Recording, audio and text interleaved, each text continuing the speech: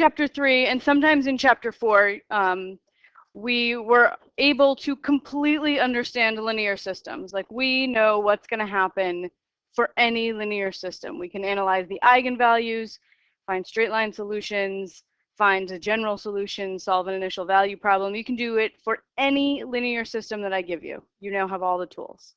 Okay? But unfortunately, nonlinear systems aren't as nice. They can't be broken down as easily. Our main technique in studying the solutions of nonlinear systems is going to be to find equilibrium points, right? Remember, equilibrium solutions are constant solutions. Constant solutions happen when the derivative is 0. So the first thing to do is find equilibrium solutions, and then we're going to linearize the system around them. Okay, so we talked a lot about linearization in Calc 1, right? Finding a tangent line approximation, that's called linearization. So when you have something curvy and messy, if you're in the local area, you can use a line to approximate it. So that's what we're going to do today. Linearize something curvy and messy. And then we can at least know the behavior of the system near the equilibrium points. Okay?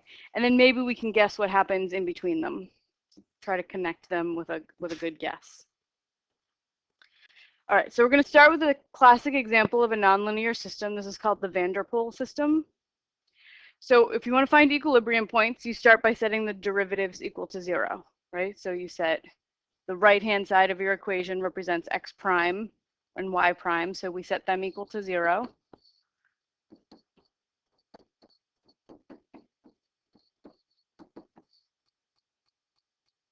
And now you have a system of 2 equations, 2 unknowns, and you find all the solutions, right? So if y equals 0, then I can go over to my other equation, replace the y with a 0.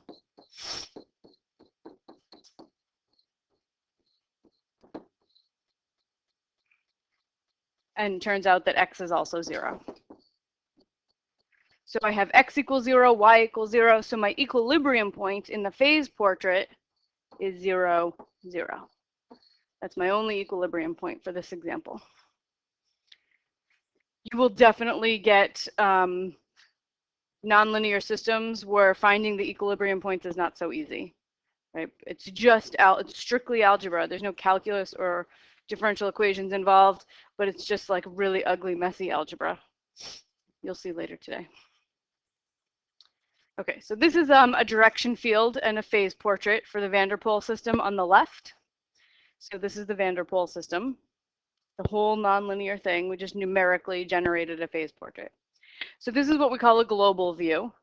But if you zoom in just near the equilibrium point, which we found was at 0, 0, zoom in at 0, 0, it looks like a spiral source. It looks just like a spiral source that we've been studying in linear systems.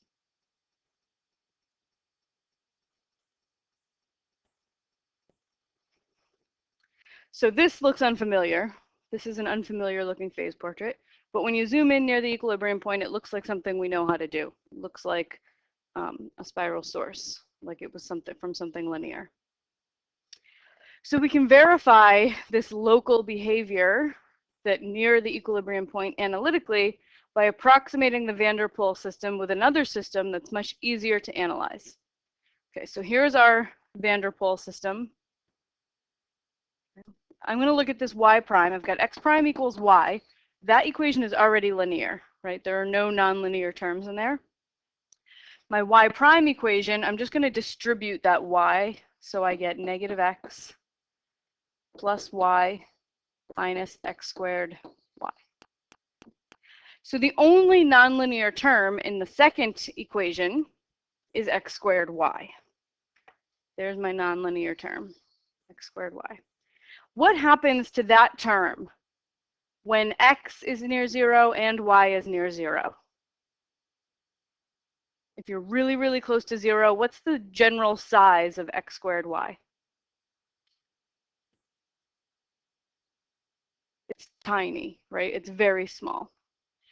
If x and y are both very close to 0, when you multiply x times y, it's going to get even closer to 0, right? When you multiply small things, they get even smaller. So this is super, small. Okay. And it's especially super small in comparison to every other term of the system, right? Every other term is linear. The nonlinear piece is going to get even smaller, right? Because it's x squared y, x times y. Take two really small things, multiply them all together, and it gets like super small. So what we're going to do is we're just going to say, maybe we can just ignore that term. Maybe it's so small it doesn't really matter. As long as we're really close to 0, 0. As long as we're close to the equilibrium point, maybe that term doesn't have a lot of influence. So we're just going to neglect the higher order term. Just get rid of it. Just drop the x squared y term. And now we have a linear system. X prime equals y, y prime equals negative x plus y. Strictly linear. We have all the tools we need to analyze this system.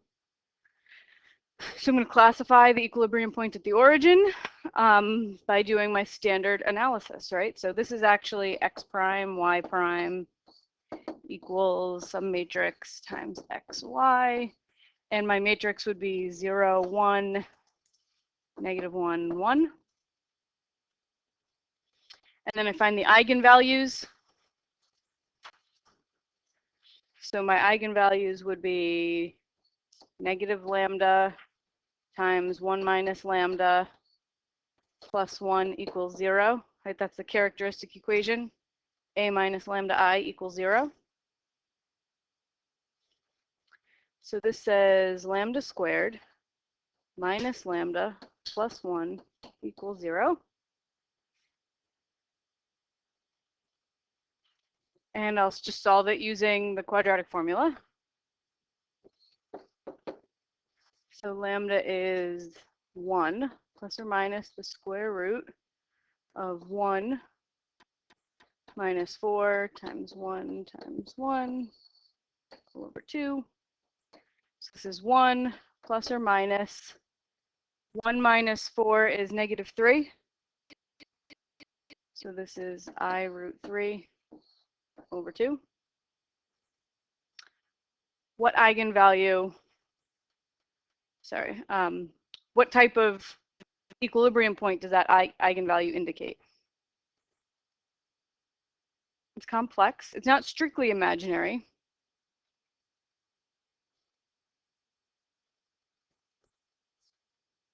Spiral source, yeah. Strictly imaginary would be a center, right? Complex with a real part that's positive, right? This is my real part.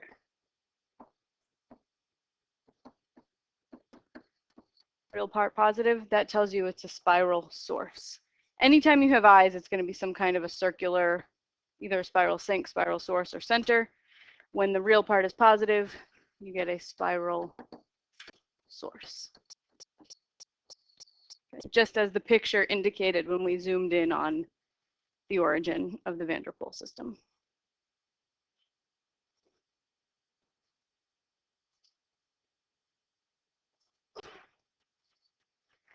So that's the idea. It's very similar to Calc 1 where we do tangent line approximations. We are just going to use, eliminate anything that has a higher order term, or eliminate any terms that are of higher order, and then just pretend it's linear. Okay. It only works when you're near the equilibrium point, but that should be enough for us to be able to guess at the big picture.